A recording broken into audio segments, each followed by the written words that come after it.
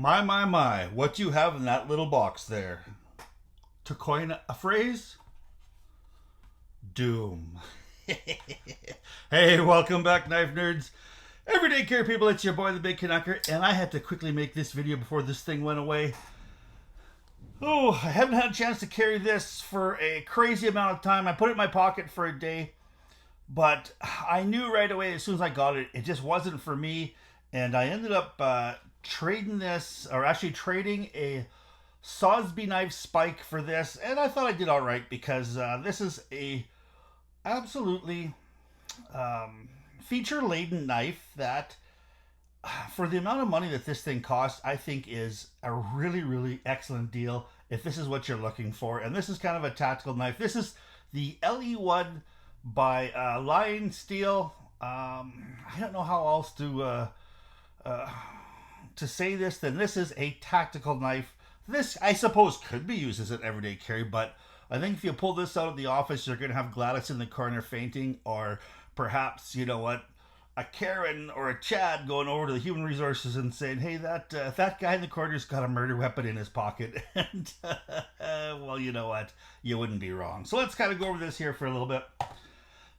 Let's just see here. So we have the Lion Steel Karambit style Hawk build tactical knife with the Emerson Wave opening, and this company that built this is Lion Steel. They're an Italian company. This happens to be built in Italy, and it's got some great features in it. Okay, so let's go over the overall specs, and let's see what I got in my pocket here today. I have got myself a giant mouse. That's kind of funny, hey, the cat and the mouse. Ace Grand right here, so that gives you an idea of kind of the size of it. It is, you know what, a fairly big knife, despite having a look at what this looks like here. Let me get something here that's a little bit more kind of known, and we'll give you a little bit of a sneak feature on something I got coming up that I've been carrying. This particular one here. So, Spyderco Manix 2.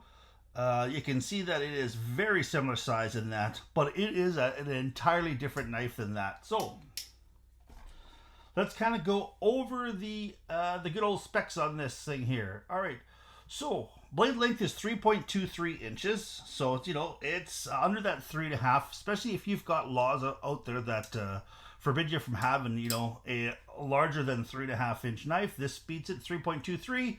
Closed length is 5.04, so it is, with this karambit style opening, it really lengthens the knife. Overall length is 8.27 inches.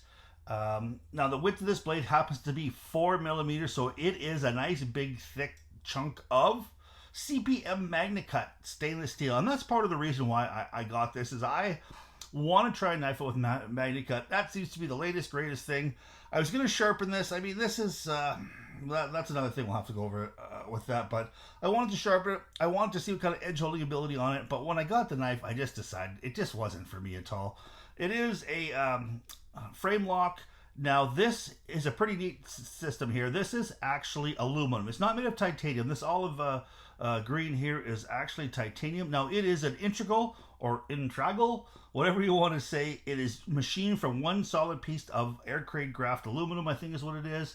And it is, there's no screws in there as far as like, body screws or anything like that. There is some screws because you got to, screw down your deep carry clip. You've got your pivot screw in here. You've got your pivot screw hider hole there. You've got your other smoother fastener here to, because you can ting this left or right. So this little spacer there, that's there. Then you've got a couple of screws to hold on to your stainless steel insert, so you don't have to worry about this getting any sort of lock stick. And that's something I don't think you want to have lock stick in a tactical knife. You want to be able to have this thing to smooth to open up, no problem. All right, so designer is, this is made by Ernest Emerson, who is, I think, a tactical knife guy from way back. Way back before I probably was even born. I think Ernie Emerson was designing this tactical knives. Now, he also came up with his own opening system. That's this little hook here called the Emerson Wave. And it is a really, really wicked piece of engineering.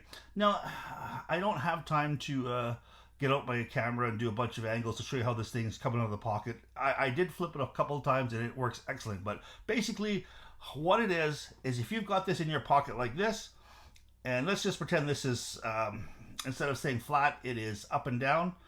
And so when you actually open up your knife, it hooks onto the inside of your pocket, and then as you pull it, it flicks open. And so when the knife is completely out, it is open already. It is completely drawn. So it is like having a fixed blade in your pocket, but only half the size, because as soon as you move this out, if it hooks onto your jeans, bam, it's open, ready to rock, ready to do damage right from the get-go. And I have to say, this wicked hawkbill is ready to do some damage. Now, that's not the only other way that you could open this. You could open this using, which is kind of almost like a Spidey hole, but it's more oval. I guess if they do complete circle, they got to pay Spyderco a little bit of money. But with this little bit of an oval, and it's not even a real oval. I mean, it's got this side and this side are different. It looks a little bit funny, but it works damn. You can actually Spidey flick this, even though it is not a spider hole. You can Spidey flick it. You can use your thumb there. No problem. You can Emerson open it. Now, the other thing you could do with it, and I never had a chance to use this part here, but you could actually take this little piece here, and I'm not sure if you can see inside there, but you can actually turn this into a flipper too as well. And I just wanted to kind of show you here. You can drop that there. You've got yourself a little bit of a screw right here, and then when you open this up, if you look in the bottom of, you can see here in the bottom of the blade, you can see that little hole. That will actually attach right there, and then you've got yourself a flipper. Now, I didn't actually flip this, but I've heard that it flips open well. I mean, it kind of light switches rather than push button. I mean, I don't think that's his preferred mode of opening. I think it's more for fidget factor than it is for any sort of kind of safety. I think if you've got that Emerson opening and you pop that out of your jeans with the Emerson opening, you're ready to rock right from the get-go. That looks like the boss kind of probably got a little bit smushed in the mail, but there, she's opening.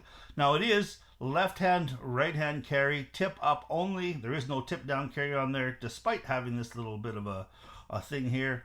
It is, like I said, an integral frame lock with the lock opener, or the lock opener. It has an oval travel stop in there too as well, in behind there.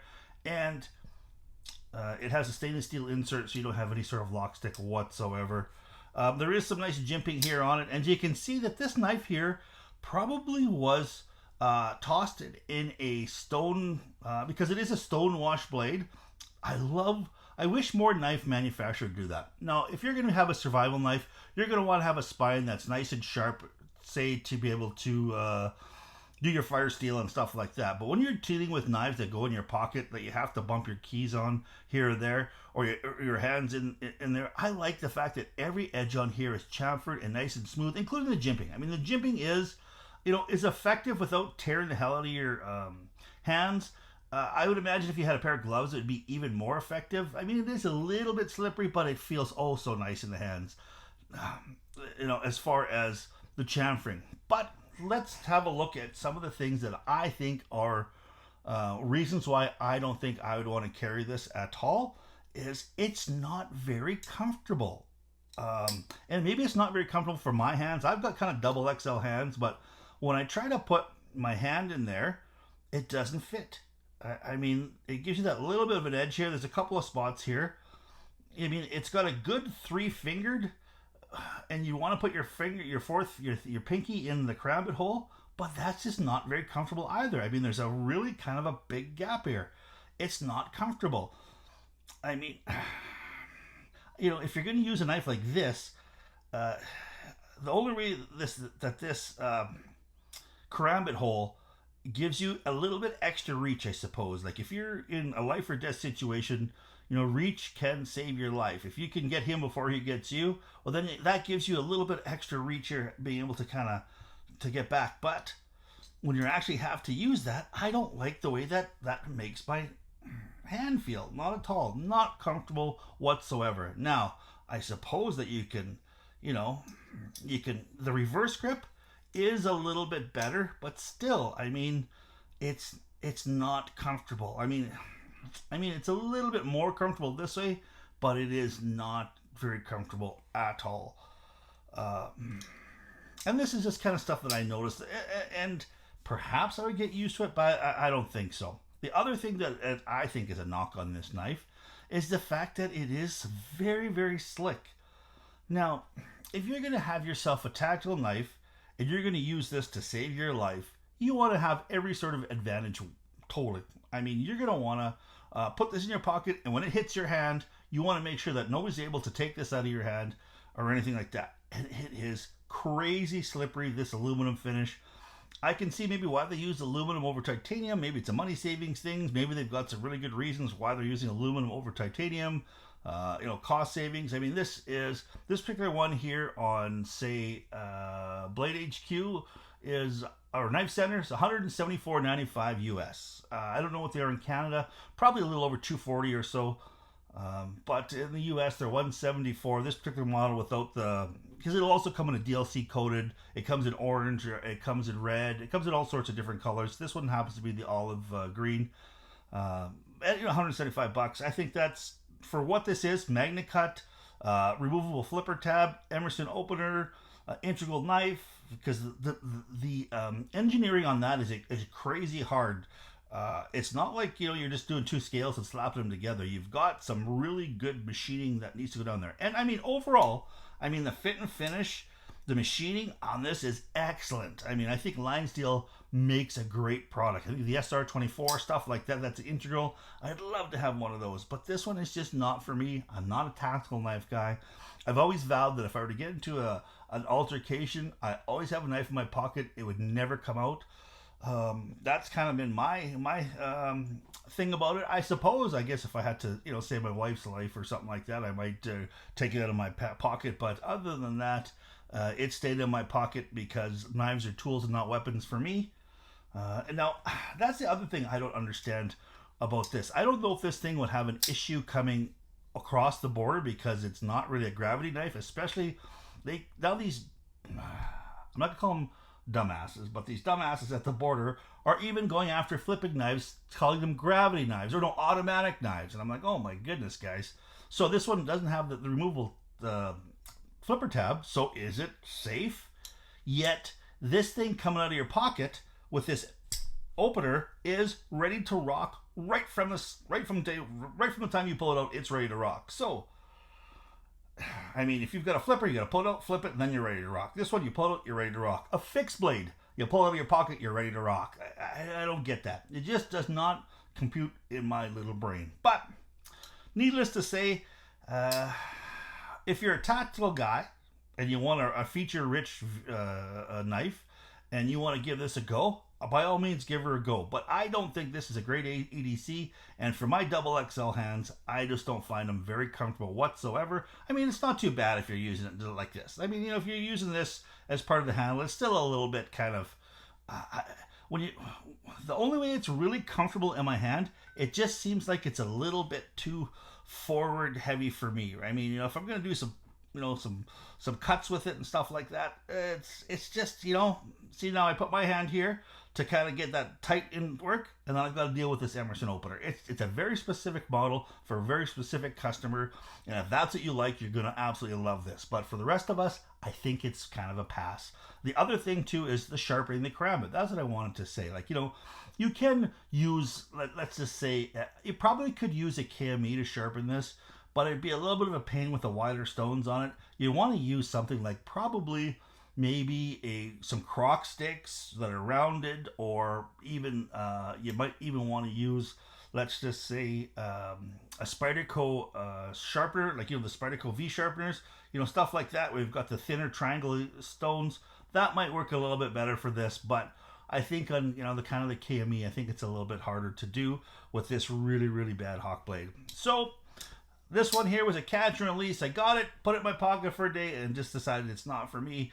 I didn't carry this for days and days and days, or weeks and weeks and weeks, or anything like that. I carried it for one day, just decided it's not for me, and I kicked her on down the road, and it's going to a new fella, and I'm sure he's going to love it because he's been looking for one. All right, you guys, Please stay safe out there. Oh yes, before you do that, don't forget to give me the old thumbs up, as well as like, subscribe, and comment, because it helps me with the old algorithm. Please stay safe out there. Keep your stick on the ice. The shiny side up. This is the Big Canucker saying adios.